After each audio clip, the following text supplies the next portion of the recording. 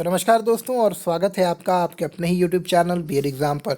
दोस्तों पिछले वीडियो में जो इसी वीडियो का पार्ट 1 था, उम्मीद करता हूँ आपने देखा ज़रूर होगा, जहाँ पर हमने 5 महत्वपूर्ण very short answer type question को डिस्कस किया था और वहाँ पे समझने का प्रयास किया था कि भाई जो कैसे क्वेश्चन आते हैं और हमें किस तरह से क्वेश्चन का आंसर लिखना है। अब हम उसी पार्ट के जो बचे हुए 5 प्रश्न हैं उनको भी करते हैं यहाँ पे और कोशिश करेंगे उनको समझने का। तो पहला प्रश्न है कि role of women and Indian society, यानी कि महिलाओं का, यानी कि जो भारतीय महिलाएं हैं और भारतीय समाज में उनकी भूमिका क्या है। तो देखिए दोस्तों, ये भी आपका एक ओपन एंडेड क्वेश्चन है, तो इसको आप भी अपने तरीके से लिख सकते हैं। ऐसा ज़रूरी नहीं कि जो मैंने यहाँ लिखा वही सही है या यही सही होगा या किताबों में जो लिखा है मात्र वही सही है। इसको आप अपने शब्दों में भी लिख सकते हैं, लेकिन आप जो भी लिखें ध्यान रखें कि आप जो भी लिखते हैं वो कहीं ना कहीं इस पॉइंट के इर्द गिर्द ही घूमना चाहिए, इस पॉइंट के ऊपर सेंटर्ड होना चाहिए, फोकस्ड होना चाहिए। तो आइए स्टार्ट करते हैं। माफ़ करिएगा दोस्तों। तो देखिए दोस्तों, क्या है कि इंडियन सोसाइटी में, in Indian society womens play an important role in each and every aspect of the life. तो जीवन के हर एक क्षेत्र में महिलाएं एक बहुत ही महत्वपूर्ण भूमिका निभाती हैं, जिसको कि नकारा नहीं जा सकता। अगर बात करें घर की, तो घर पे एक माता के रूप में, एक बहन के रूप में महिलाएं काम करती हैं, एक वाइफ के रूप में, एक पत्नी के रूप में काम करती हैं, हमारे जीवन का अभिन्न हिस्सा बनती हैं, जो कि हमको प्रेम करती हैं, हमारी देखभाल करती हैं, बच्चों की देखभाल करती हैं और घर की जितनी भी जिम्मेदारियां होती हैं घरेलू, वो उठाती हैं। इसी तरह से अगर हम लोग बात करें प्रोफेशनल लेवल पे, पेशेवर लेवल पे, तो महिलाएं कहीं डॉक्टर के रूप में काम कर रही हैं, कहीं इंजीनियर के रूप में, कहीं साइंटिस्ट के रूप में, तो कहीं टीचर के रूप में। अनगिनत रोल जो भी आप सोच सकते हैं, हर एक रूप में आप महिलाओं को देख सकते हैं, हर एक प्रोफेशन में महिलाओं को बहुत ही बेहतर तरीके से काम करते हुए आप देख सकते हैं। फिर बात करें अगर सामाजिक और सांस्कृतिक स्तर पे, तो कई सारे सामाजिक संस्थानों को संचालन कर रहे हैं, कई सारी सामाजिक गतिविधियों में शामिल होती हैं। आप मेधा पाटकर का नाम ले लें, मलाला का नाम ले लें। भारत में बहुत सारी ऐसी महिलाएं जिनका नाम शायद मैं नहीं जानता हूँ, इसके लिए मैं माफ़ी चाहूँगा, तो अभी याद नहीं आ रहा, लेकिन ऐसी बहुत सारी महिलाएं हैं जिन्होंने अभिन्न योगदान दिया है। चिपको मूवमेंट की बात करें अगर, जिसमें कि पेड़ों को कटाई से रोकना था, उत्तराखंड की सभी महिलाओं ने जो है सुंदरलाल बहुगुणा जी के साथ जो है पेड़ों के साथ चिपक कर पेड़ों की कटाई को रोका। तो आप देख रहे सामाजिक स्तर पे महिलाएं इतना योगदान करती हैं। एनजीओ चला के समाज में हो रही बुराइयों के खिलाफ आवाज़ उठाती हैं। महिलाओं की शिक्षा, बच्चों की शिक्षा, महिलाओं के संबंध में जो भी हो रहे उनके शोषण है उसके खिलाफ आवाज़ उठाने में, उनको कानूनी मदद दिलवाने में, ऐसी बहुत सारी चीज़ें जो है महिलाएं कर रही हैं। तो घरेलू स्तर पे, व्यावसायिक स्तर पे और सोशल और कल्चरल लेवल पे, इन तीनों ही स्तरों पे महिलाएं अपना योगदान करती हैं। तो अगर आपसे पूछा जाता है तो इस तरह से 3 भाग में बांट के आप इनको बताएंगे।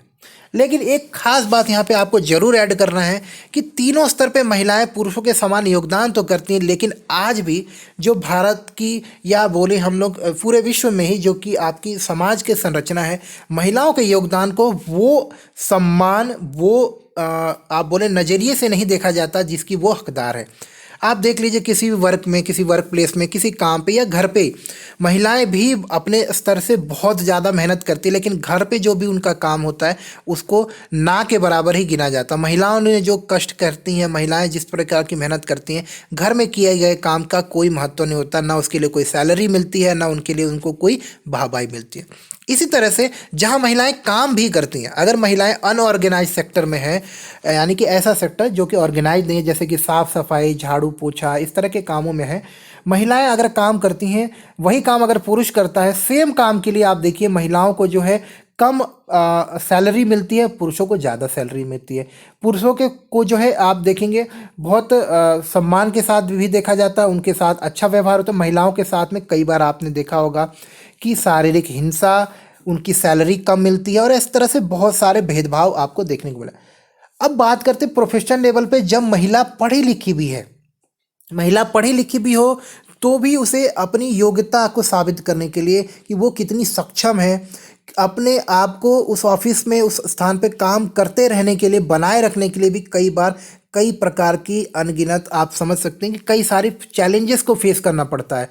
आप उसमें बोल सकते हैं वर्क प्लेस में सेक्सुअल हरासमेंट, वर्क प्लेस में आपका मेंटल हरासमेंट, वर्क प्लेस में सैलरीज के लेकर, प्रमोशन को लेकर जो भेदभाव होता है पुरुषों के साथ, इस तरह की अनगिनत समस्याओं का सामना करना पड़ता है। तो जरूर समाज में बदलाव आया है, लेकिन अभी बहुत कुछ किया जाना बाकी है। तो आप इस पॉइंट को भी जरूर ऐड करेंगे कि भले ही अभी समाज में महिलाओं को आगे बढ़ने का पूरा अवसर दिया जा रहा है, लेकिन अभी वो स्थिति नहीं आई है जब हम बोल सकते हैं कि स्त्री और पुरुष भारतीय समाज में या समाज में एक समान है। अभी भी बहुत कुछ किया जाना बाकी है।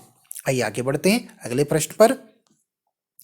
कॉन्सेप्ट ऑफ स्टीरियोटाइप्स, इसे हम लोग बोलते हैं मान्यतावाद या स्टीरियोटाइप्स। देखिए दोस्तों, स्टीरियोटाइप्स का मतलब, इसको पहले हम लोग डेफिनेशन से एक लाइन पढ़ेंगे और फिर समझेंगे। स्टीरियोटाइप का मतलब होता है कि आमतौर पर हम किसी एक प्रकार के समूह के लिए, यहाँ पे देखेंगे, stereotype is generally a type of perception, एक दृष्टिकोण है, एक बोध है जो कि हम एक समूह के लोगों द्वारा दूसरे समूह के लोगों के मूल्यांकन करने में हमें सहायता करता है। अब समझिएगा, इसको दोबारा पढ़ता हूँ मैं कि स्टीरियोटाइप क्या है। आमतौर पर एक प्रकार का बोध होता है, मतलब एक प्रकार की सोच, एक प्रकार का दृष्टिकोण होता है जो कि एक समूह के लोगों द्वारा, मान लीजिए कि जैसे हम लोग ठीक है, अब हम लोग अफ्रीका चले जाए तो हम लोगों ने हम कभी अफ्रीका गए नहीं है, हम अफ्रीका में रहे नहीं हैं, हमने बस अफ्रीकन लोगों को देखा है, लेकिन हम सभी के दिमाग में अफ्रीकन लोगों के बारे में एक अवधारणा है। हमने उनका मूल्यांकन यहीं बैठे बैठे ही कर लिया। अब चाहे वो अच्छा हो चाहे बुरा, उसके ऊपर चर्चा नहीं कर रहे, लेकिन हमने उनके बारे में कई सारी अवधारणाएं बना ली। तो जब जैसे हम सारे भारतवासी मान लीजिए एक समुदाय के हिस्सा हैं और अफ्रीका वाले दूसरे समुदाय के, तो हम सारे भारतवासियों ने जो है एक बोध बना लिया, एक परसेप्शन, एक दृष्टिकोण बना लिया है अफ्रीका वालों के लिए, चाहे वो अच्छा हो या बुरा, वो अलग बात है, जिससे कि हम अफ्रीका वालों को मतलब हम अलग कर सकते हैं, उनका मूल्यांकन कर सकते हैं, उनके बारे में हम सोच सकते हैं। जैसे कि आपको कोई दूसरा आदमी पूछे, आपका छोटा बच्चा कोई घर में है, पूछे कि भाई अफ्रीका वाले कैसे होते हैं, तो जो आपने सोचा ना, अरे यार वो बहुत काले काले लंबे लंबे होते हैं, बहुत ताकतवर और बलिष्ठ होते हैं, इस तरह की बातें आप बता दें, क्योंकि यही आपने सोच रखा है, यही आपकी सोच है। इस तरह की स्टीरियोटाइप जो है हमारे समाज में चलती है, हम लोग यही मानते हैं। तो बिना पुख्ता जांच किए, बिना उस बात की पूरी जड़ तक गए हुए, बिना पूरा अनुभव किए हुए, जब हम किसी के बारे में एक दृष्टिकोण बना लेते हैं जो कि उसके बारे में हमें सोचने समझने में मदद करता है, तो इस तरह की सोच को हम लोग, इस तरह के बोध को, इस तरह के दृष्टिकोण को हम लोग क्या बोलते हैं? स्टीरियोटाइप्स। इस बोध के कारण एक समूह के लोगों का व्यवहार दूसरे समूह के लोगों के लिए निश्चित हो जाता है। यानी कि अब हमने वैसे बताया, हमने समझ लिया कि भाई अफ्रीका वाले क्या होते हैं? मजबूत ताकतवर होते हैं। तो हम वहाँ पे जाएंगे तो क्या सोच के रखेंगे कि भाई इनसे लड़ना नहीं है, हमको डर डर के रहना, मतलब हमने सोच लिया, हमने पहले से ही सोच लिया कि भाई उस तरह के लोग हैं, हो सकते हैं खतरनाक लोग होंगे, हो सकता है वो लोग बहुत ही नरम दिल हों, बहुत ही प्रेम मोहब्बत से रहते हो, लेकिन हमने यहाँ पे बस ये सोच रखा है कि हो सकता है वो खूंखार होते होंगे, क्योंकि ताकत ज़्यादा है, उनको लंबे चौड़े हैं, तो हो सकता है हमको पीट दें। इस तरह की बहुत सारी गलत अवधारणा हमारे दिमाग में हो सकती है। ये मैं अफ्रीका का उदाहरण दे रहा हूँ, आप किसी भी चीज़ के बारे में सोच सकते हैं।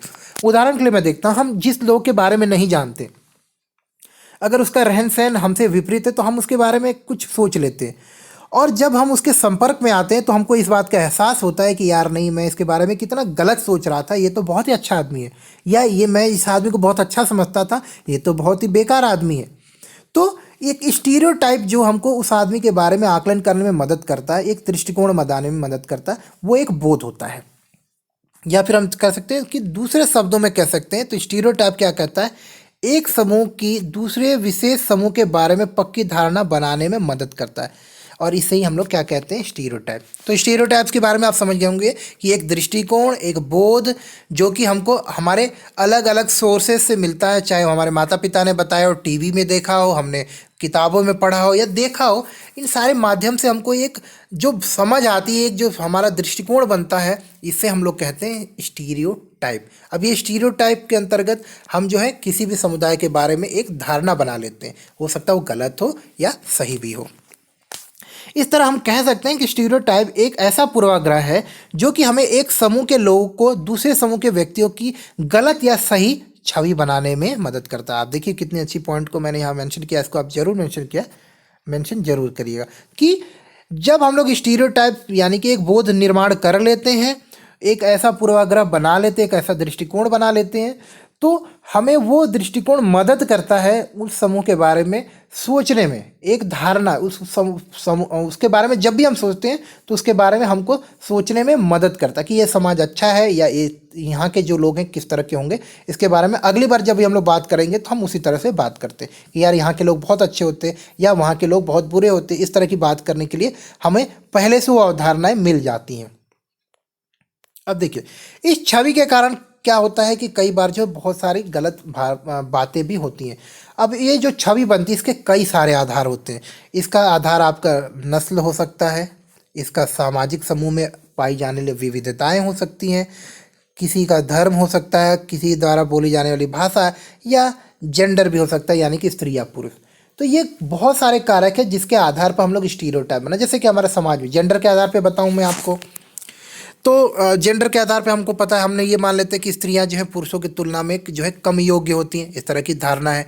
बहुत सारे काम जो है हम समझ लेते हैं कि महिलाएं कर ही नहीं पाएंगी, ये हमारे स्टीरियोटाइप से, जबकि हमको पता नहीं कि महिलाएं करेंगी कि नहीं कर पाएंगी। हमने ये सोच रखा है, ये स्टीरियोटाइप से। इसी तरह से हम जो भाषा बोलते हैं, अगर उसके विपरीत कोई भाषा बोलता है तो हम लोग उसका मजाक उड़ाते। हम ये भी नहीं जान पाते कि वो हमारे लिए कितना महत्वपूर्ण बात कर रहा होगा या कितना समझदार व्यक्ति है। तो ये एक चीज़ें होती है। इसी तरह से मान लीजिए कोई दूसरे धर्म का व्यक्ति है, तो जैसे कि हमको पता है तो हम दूसरे धर्म के मानने वाले व्यक्ति को मतलब ये समझ लेते हैं कि यार ये हो सकता है बहुत ही कट्टर व्यक्ति है, ये जो है अच्छा व्यक्ति नहीं है क्योंकि ये मेरे धर्म को नहीं मानता। तो कई बार धर्म, कई बार नस्ल, कई बार भाषा, कई बार शिक्षा, कई बार बोलचाल, कई बार जो है हमारा जेंडर स्टीरियोटाइप के निर्माण में मदद करता है। तो ये सारी चीज़ें आपको यहाँ पे जरूर लिखनी दोस्तों। और ये जो स्टीरियोटाइप इन आधार पे बनता है वो समय के साथ हमारे दिमाग में इतना पक्का हो जाता है कि हम उससे ही बिल्कुल उचित और तर्कसंगत मानने लगते हैं, बिना इस बात की जांच किए कि भाई जो चीज़ हम सोच रहे हैं वो सही है कि नहीं। जैसे कि हमारे समाज में ही कई सारे धर्म के मानने वाले जो दूसरे धर्म के मानने वाले लोगों को गलत समझते हैं, जबकि ये बात सही नहीं है। आपको पता है सभी धर्म जो होते हैं समान होते हैं, सभी धर्म अच्छे होते हैं, किसी धर्म में कोई गलत बात नहीं। लेकिन क्योंकि ये स्टीरियोटाइप हमारे दिमाग में है कि भाई वो हमारे धर्म का मानने वाला नहीं है तो शायद बुरा होगा, और ये हमारे धर्म का मानने वाला है तो शायद अच्छा होगा, ये स्टीरियोटाइप से। अब इस तरह से जैसे मैंने लड़के लड़कियों का उदाहरण दिया कि लड़के लड़कियां सिर्फ घर की देखभाल कर सकती, बाहर का काम नहीं कर सकती, व्यापार नहीं कर सकती, बिजनेस नहीं कर सकती, साइंटिस्ट नहीं बन सकती। ऐसी बहुत सारी पुरानी अवधारणाएं चली आ रही हैं जो कि सही नहीं है। आज आप अपने समाज में महिलाओं को आप जीवन के हर एक क्षेत्र में दे सकते हैं, बल्कि ऐसे भी क्षेत्र हैं जहाँ शायद पुरुष नहीं है और वहाँ महिलाएं काम कर रही हैं, तो आप देख सकते हैं। लेकिन ये पूर्वाग्रह है, एक मान्यतावाद है, एक स्टीरियोटाइप है कि भाई महिलाएं बहुत सारा काम नहीं कर सकती। तो ये सब चीज़ें क्या हैं, गलत चीज़ें हैं। तो इस प्रकार स्टीरियोटाइप धारणा एक विचार या छवि है जो स्टीरियोटाइप या सामान्य विश्वास पैदा करती है या विश्वास पैदा करने में मदद करती है। तो उम्मीद करता हूँ दोस्तों पॉइंट को आप समझ पा रहे होंगे। आइए अगले प्रश्न को चलते हैं। जेंडर बायस इन टेक्स्ट बुक, बहुत ही साधारण प्रश्न है, मैं कॉन्सेप्ट को बिल्कुल समझाने का प्रयास कर रहा हूँ। जिस तरह से मैंने मीडिया के रोल के बारे में बताया था उसी तरह से इसको समझने का प्रयास करिएगा। अगर आपने वो क्वेश्चन नहीं दिखाया कि किस तरह से मीडिया जो है जेंडर आइडेंटिटी बनाने में मदद करती है, तो आप उस वीडियो को जरूर देखिए। मैं उसका डिस्क्रिप्शन जो है लिंक आपका डिस्क्रिप्शन में दे रहा हूँ और आई बटन में भी ऐड कर देता हूँ। आपसे बोला गया है कि जेंडर बायस इन टेक्स्ट बुक यानी कि पाठ्य पुस्तकों में लिंग पूर्वाग्रह, यानी कि पाठ्य पुस्तकों में किस तरह से जो है जेंडर बायस लिंग के आधार पे पक्षपात दिखाया जाता है या पक्षपात देखने को मिलता है। तो मैं यहाँ पे मैंने सारी चीज़ें लिख दी है, मैं आपको सिर्फ बता दूँ। देखिए स्कूली पाठ्यक्रम में कई बार तो आप देखेंगे कि इस महिलाओं और लड़कियों का प्रतिनिधित्व ही बहुत ही कम रूप में दिखाया जाता है। यहाँ तक कि आप देखेंगे कि कई बार जो है आपको एक पूरे सब्जेक्ट पूरा आपका एक पाठ निकल जाता है और महिलाओं की इक्का दुक्का ही फ़ोटो देखने को मिलेगी, जबकि उसी पूरे पाठ में पुरुषों की कई सारी फ़ोटोज़ देखने को आपको मिल जाएंगी। ये चीज़ें अभी बदल रही हैं लेकिन अभी भी ये सारी चीज़ें हैं। तो इस बात का हमको ध्यान रखना।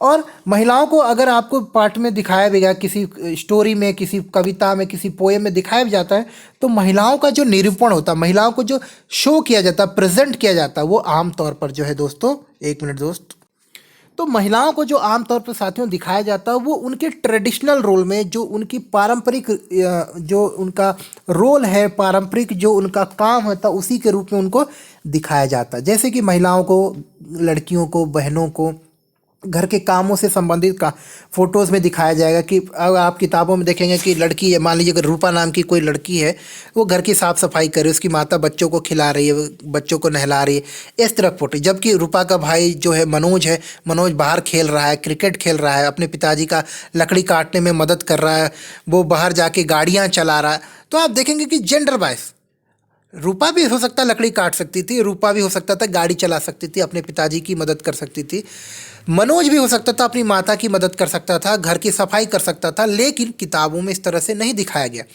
तो इस तरह के जब आपको निरूपण दिखता है किताबों में, तो इसे ही हम लोग बोलते हैं जेंडर बायस इन टेक्स्ट बुक। तो ऐसा बहुत जगह आपको देखने को मिलेगा। कविताओं में आप देखेंगे जो मुख्य पात्र होता है, मुख्य रूप से आप देखेंगे, या किसी कहानी का जो मुख्य पात्र, मुख्य नायक जो होता है, हमेशा पुरुषों को बनाया जाता है। ये आमतौर पे देखने को मिलती है, इसमें अभी बदलाव हो रहा है, लेकिन आमतौर पर आपको देखने को मिलेगी। तो मैं यही आपको बताना चाह रहा हूँ कि पुस्तकों में कई बार चित्रों के माध्यम से, कई बार पात्रों के माध्यम से, कहानी के जो पात्र होते हैं उनके माध्यम से, कविताओं में कई बार पात्रों की जो बड़ाई करते वक्त, उसका वर्णन करते वक्त, कई बार आप देखेंगे कि जो प्रधानता होती है वो पुरुषों की होती है, जो मेन रोल में दिखाया जाता है वो पुरुषों को दिखाया जाता है, जबकि महिलाओं को उनके पारंपरिक रोल में ही, जो कि एक अबला के रूप में, आश्रित के रूप में, एक ऐसी स्त्री के रूप में जो कि शायद पुरुषों पे अपनी सारी आवश्यकताओं के लिए निर्भर करती है, उस रूप में ही दिखाया जाता है। तो ये जो निरूपण किताबों में होता है, इसे हम कहते हैं जेंडर बायस इन टेक्स्ट बुक, यानी कि पाठ्य पुस्तकों में लिंग पूर्वाग्रह। तो उम्मीद करता हूँ इस बात को आप समझ पा रहे होंगे। आइए थोड़ा और देखते हैं।